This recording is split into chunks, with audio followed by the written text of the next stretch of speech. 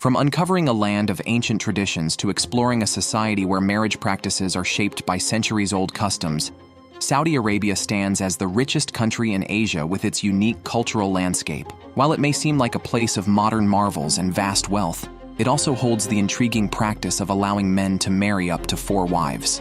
How does the combination of luxury and traditional values influence daily life in Saudi Arabia?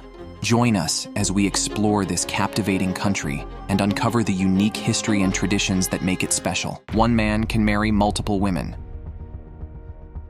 Love may hold no bounds, but in Saudi Arabia, it also knows no limits. Imagine a life where the fantasy of marrying multiple women, all eager to meet your needs, could actually come true. In Saudi Arabia, this is possible due to a deeply ingrained cultural tradition. According to Sharia law, a Muslim man is allowed to marry up to 4 wives, as long as he can financially support each one and treat them all with fairness and equality. Polygamy has been a long-standing tradition in Saudi Arabian culture and Islamic practice. But before you get too caught up in the idea of a glamorous 4-wife harem, it's important to understand some key realities. Historically, polygamy served several practical purposes. It ensured the care of women, maintained family lineage, and balanced the gender ratio in society. At one point, the Saudi government even encouraged it to boost the population and address a shortage of men. Wealthy men also used it as a way to display their status and extend their wealth. However, managing a household with 4 wives and numerous children requires considerable financial resources. It also brings challenges like potential conflicts, jealousy, and societal pressure. Not every woman is comfortable with sharing her husband, and social expectations can add stress. For example, the COVID-19 lockdown in 2020 led to a 30% increase in divorce rates in Saudi Arabia, as many wives discovered their husbands' secret marriages during the extended time at home.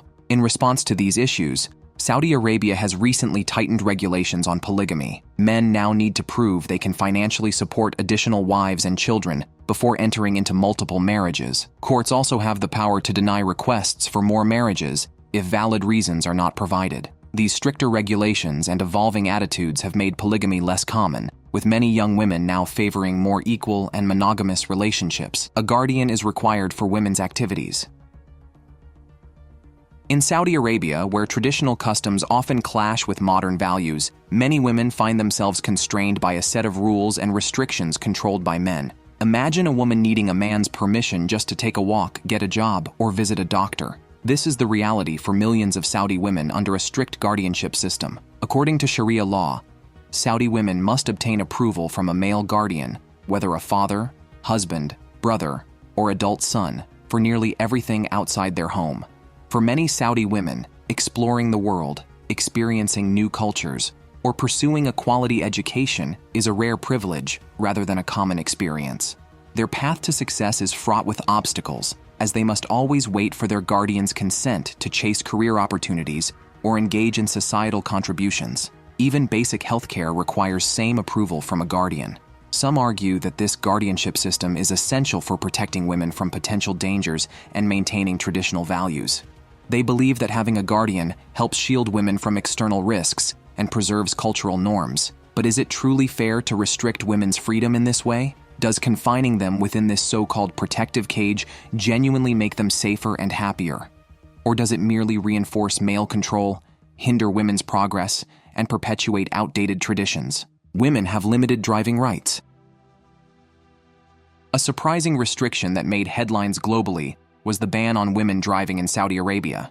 This controversial rule sparked intense debates, highlighting issues of gender inequality and infringing on personal freedom. Implemented in 1990, the ban was justified as protection for women and preservation of traditional values. However, critics saw it as a blatant infringement on liberty and a significant obstacle to women's progress. For decades, brave activists fought for change. Finally, in 2018, the ban was lifted, marking a monumental step towards gender equality. But the journey was far from over. Women still faced challenges needing international permits, and in some cases, driving under male supervision. Driving remained a symbol of control, not just a practical activity. Despite progress, cultural barriers still limited women's participation in many areas of life. Ongoing debates emphasize the need for continued efforts to ensure that everyone, regardless of gender, has equal rights and opportunities. women are not allowed to answer the door. There is a tradition in many homes in Saudi Arabia that has a significant impact in the lives of these women. In Saudi Arabia, when male guests arrive, women often discreetly move out of sight. This practice is deeply rooted in ancient Islamic beliefs that regard women as precious and deserving of protection from male guests. When male visitors come to visit, women retreat to maintain their privacy. Though it might seem unusual from the outside, this practice is meant to ensure their safety and uphold a respectful atmosphere. To manage social interactions and maintain privacy, many homes in Saudi Arabia have separate entrances for men and women. Male guests typically use one entrance, where they are welcomed by the male host. Meanwhile, female residents and guests use a different entrance, ensuring they remain concealed from the male visitors. In these settings, women may only interact or communicate quietly with male guests if absolutely necessary, maintaining a distinct separation between the genders. This arrangement helps to uphold the cultural norms and privacy standards that are highly valued in Saudi society. This separation can make it challenging for women, impacting their ability to participate in social activities or address family matters openly. Despite the challenges, this practice shows Saudi Arabia's dedication to its values and social norms. Men are prohibited from selling women's lingerie. There is a regulation that prohibits men from handling or selling women's underwear in Saudi Arabia. While this might seem unusual and amusing, it reflects how the country values privacy and separation between men and women, aiming to protect women's personal lives. This rule has sparked a lot of international curiosity and debate. The official reason behind the ban is to shield women from potential harassment. Traditional Saudi customs dictate that men must not handle women's undergarments, as this is a way or upholding strict boundaries to ensure respect and modesty. By keeping men out of the women's lingerie business, the goal is to protect women from discomfort. But there's more to this regulation than just maintaining respect. The ban has opened up new opportunities for women in Saudi Arabia. Before this rule, many women felt uncomfortable buying underwear from men, which led to feelings of awkwardness and embarrassment. Now, with the ban in place, women can shop for lingerie with greater confidence and ease, knowing they are interacting with female sales staff. This change has had a positive impact in several ways. It has created job opportunities for Saudi women, boosting their income and improving their quality of life. With more women working in lingerie stores, shopping for these items has become more comfortable, reducing the need for online purchases. However, not everyone supports this rule. Critics argue that it's outdated and restricts men's freedom to conduct business. They also suggest it could inconvenience male consumers and potentially slow the growth of the lingerie retail market in Saudi Arabia. Public displays of love and affection are restricted. Ever dreamed of sharing a romantic kiss under the stars or strolling hand in hand with your loved one? In Saudi Arabia, these sweet moments are off limits. This Islamic nation has strict rules that ban public displays of affection. What might be a romantic norm in other parts of the world can be considered a serious offense here. For visitors, especially couples, these rules can come as a real shock. Imagine planning a romantic getaway only to find out that holding hands or sharing a kiss in public could get you into serious trouble. In Saudi Arabia, the traditional belief is that any public display of affection is not just frowned upon, but seen as a disruption to social norms. Authorities strictly enforce these regulations, and the penalties can be severe. Consequences may include fines of up to 3,000 Saudi riyal, arrest, or even deportation. While these rules aim to uphold cultural values and protect social order, they often spark controversy. Tourists often feel restricted and uneasy about expressing their feelings, leading to discomfort. Wearing of shorts is not allowed. Planning a trip to Saudi Arabia and wondering what to wear? Prepare for a dress code deeply rooted in tradition and religion. In this Islamic country, your clothing choices reflect cultural and religious values, so it's important to dress respectfully. For men, the dress code has become more relaxed recently. Since 2019, the public decency law has recommended against wearing shorts and tank tops, favoring a more modest style. While men don't need to cover specific body parts, it's best to dress in a way that shows respect for local modesty standards. However, women face stricter dress codes. Traditionally, Saudi women must cover their shoulders and knees in public. While wearing the long traditional robe is no longer mandatory, women still need to dress modestly. The country is slowly easing its dress code rules, but changes are gradual and differ by gender. So, when visiting, dress thoughtfully to honor local customs and make the most of your stay. Dancing in public. If you're itching to bust a move during your trip to Saudi Arabia, you might be in for a letdown. The country's strict rules make public dancing off limits, leaving many tourists wondering why such a common activity is forbidden. You might wonder, why is dancing banned here? The reason behind Saudi Arabia's ban on public dancing is deeply rooted in conservative beliefs held by the National Committee for Drug Control, part of the Saudi Ministry of Interior. They associate public dancing with the use of stimulants, fearing it could undermine morals and cultural values. This tough stance became glaringly evident when a video of Abdullah al-Shahani, a prominent figure dancing joyfully in the rain at a music festival, went viral. What seemed like a harmless dance led to his arrest, showing just how seriously the authorities take these regulations. The crackdown didn't end with al-Shahani. In October 2019, a woman encountered problems for dancing at a concert in Riyadh, further showcasing the tight grip the Saudi government has on public entertainment. Critics argue that this ban is excessively harsh, as dancing is a healthy, joyful activity that helps relieve stress. For tourists eager to experience the lively side of Saudi culture, this ban can feel like a major buzzkill. So, will Saudi Arabia ever ease up on its strict no-dancing rule and let people cut loose? Or will this vibrant form of expression remain out of reach? Only time will tell. Music at high volumes is prohibited.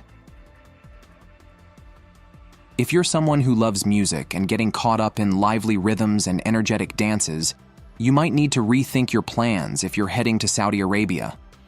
The country has a specific law that prohibits loud music in public, especially during prayer times.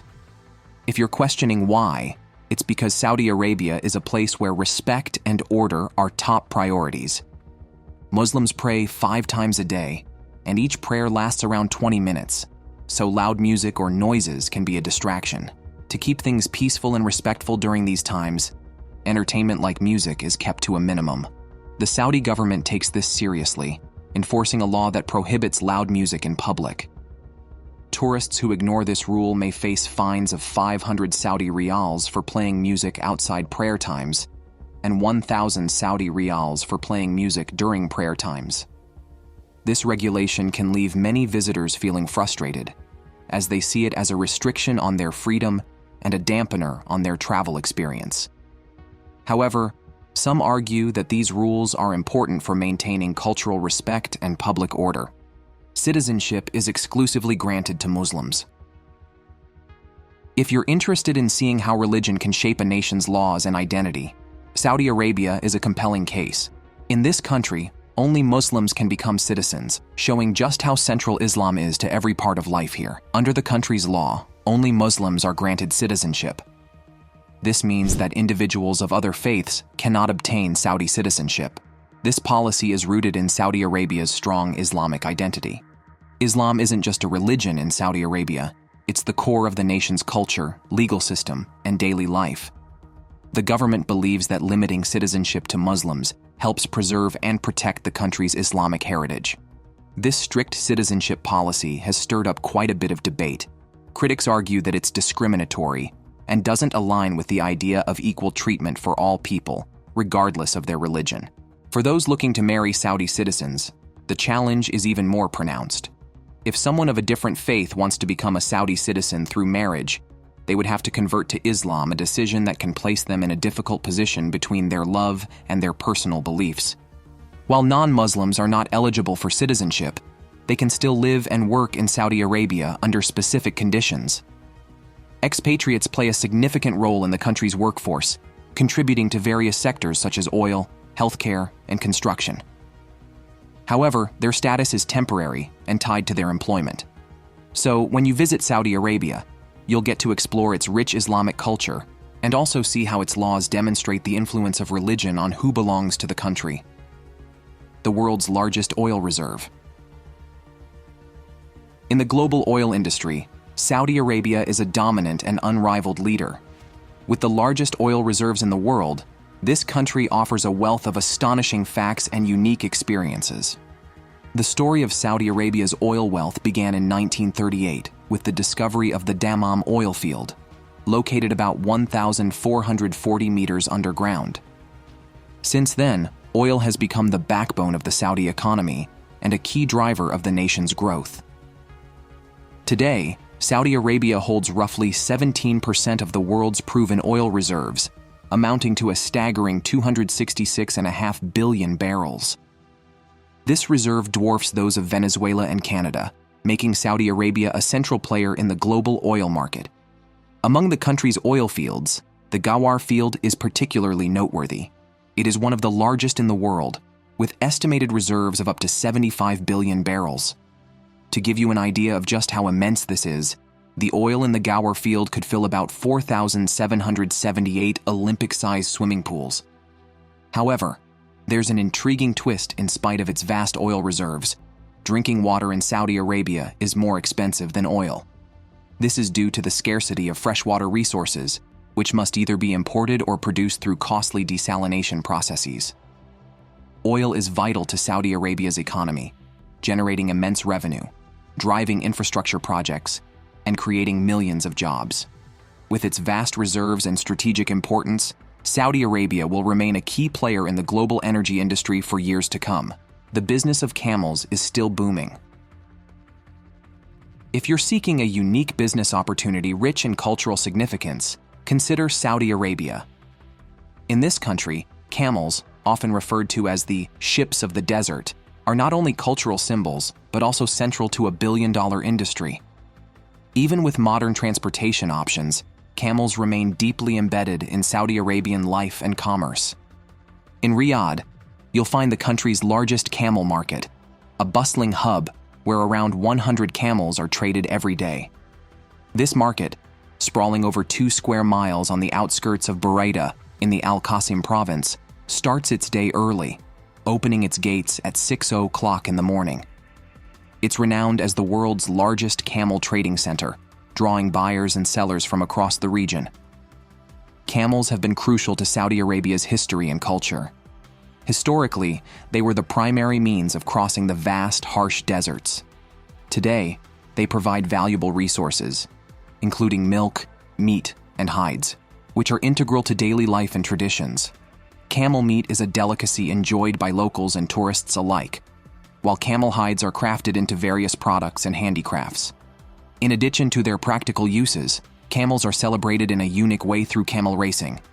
This thrilling sport is showcased at the annual King Abdulaziz Camel Festival, which features a 19-kilometer racetrack and attracts thousands of participants and spectators.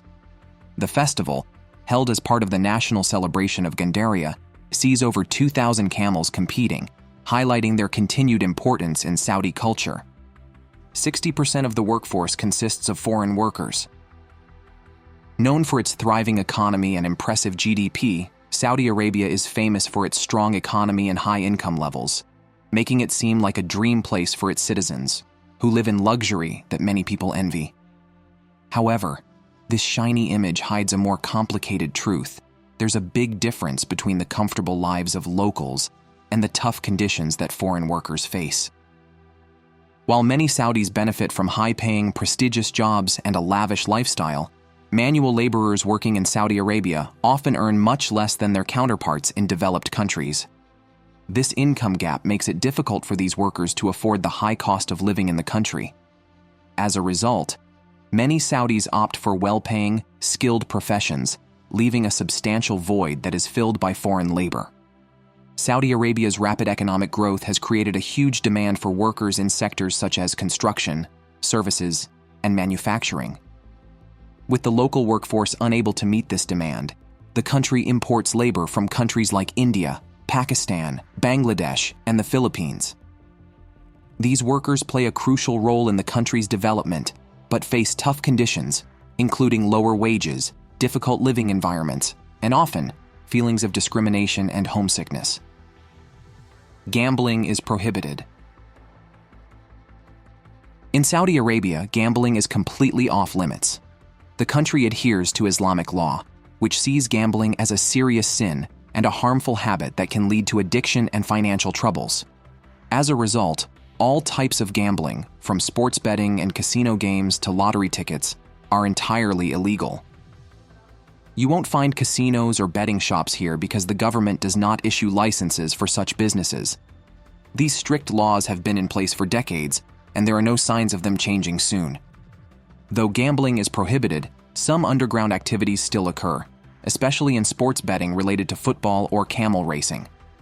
Engaging in these illegal activities is risky, with severe consequences including hefty fines, imprisonment, and even deportation for non-Saudi citizens. The government is firm in its stance against gambling and has intensified its efforts recently. In 2007, the Saudi Arabian anti-cybercrime law was enacted to tackle online gambling with severe penalties. Additionally, the government frequently runs campaigns to educate people about the dangers of gambling and to discourage participation. Overall, gambling remains an impossible option in Saudi Arabia. The laws are strict, the penalties are severe, and the government is relentless in its enforcement. Internet and social media censorship and regulations. In Saudi Arabia, the internet is carefully watched and controlled. All online activity is funneled through a central point at King Abdulaziz City for Science and Technology, where a filtering system decides what people can see. Since October 2006, the Communications and Information Technology Commission has been in charge of this. Saudi citizens are encouraged to report immoral sites through a government web form to help maintain the filter. The legal basis for this censorship dates back to a 2001 resolution by the Council of Ministers. According to a 2004 study by the Open Net Initiative, the most heavily censored content includes pornography, drug-related material, gambling, and anything related to religious conversion or censorship tools. Saudi Arabia also blocks websites connected to Iran, Hezbollah, groups in Yemen, the Muslim Brotherhood in Syria, and Holocaust information. The government uses technology from Western companies to automatically block sites based on their content. For example, after journalist Jamal Khashoggi's death in 2018, the number of censored sites surged, especially foreign news outlets and the Broadcasting Corporation. In 2011, new rules required online newspapers and bloggers to get a special license from the Ministry of Information. This move also meant that liberal activists are closely monitored. A notable case in 2012 involved blogger Raif Badawi, who was sentenced to 10 years in prison, 1,000 lashes, and banned from media work and foreign travel for his online activities. The government has also targeted tools used to bypass censorship. In 2006, access to Wikipedia and Google Translate was blocked because they were being used to get around filters. Although Wikipedia is not blocked now, specific pages, like those discussing evolution, have been censored. YouTube is accessible, but in 2014, Saudi Arabia planned to regulate local YouTube content, aiming to censor anything deemed to threaten public order or state security. Social media platforms like Twitter and Facebook are popular in Saudi Arabia, with a significant number of users in the region. There were even concerns about a Saudi employee at Twitter who was suspected of spying for the government. In July 2020, it was revealed that the United Kingdom government was selling surveillance equipment to Saudi Arabia and other repressive regimes. Later, in September 2020, 2 Arabic Wikipedia editors were arrested, and there were claims of spying for the Saudi government. The Wikimedia Foundation subsequently banned several users involved in what appeared to be conflict of interest editing. Saudi Arabia is a riverless nation. Saudi Arabia is a vast country with no natural rivers. Instead, it is defined by its endless deserts and intriguing water challenges. Even though it has extensive coastlines along the Red Sea and the Arabian Gulf, this land lacks any flowing rivers. This might surprise many, but the reason is its incredibly dry climate and low rainfall. The average annual rainfall here is just between 100 and 200 millimeters, mostly occurring during the winter and primarily in coastal areas. The combination of very little rainfall and high evaporation rates from the intense heat prevents rivers from forming and staying around in Saudi Arabia. However, the country has adapted to these conditions. It relies on groundwater, desalinated seawater, and occasional surface water sources like lakes and marshes. Understanding the crucial need for water, Saudi Arabia invests significantly in advanced desalination technology, builds efficient irrigation systems, and promotes water conservation through public awareness campaigns. 95% sand. With 95% of its land covered by stunning deserts, Saudi Arabia is a land of adventure and mystery just waiting to be discovered. Beyond its reputation as a wealthy, oil-rich nation, Saudi Arabia offers something truly special. Its vast, untouched deserts promise unique and unforgettable experiences. Picture yourself standing in the Rub al Khali, or the Empty Quarter, the largest sand desert in the world.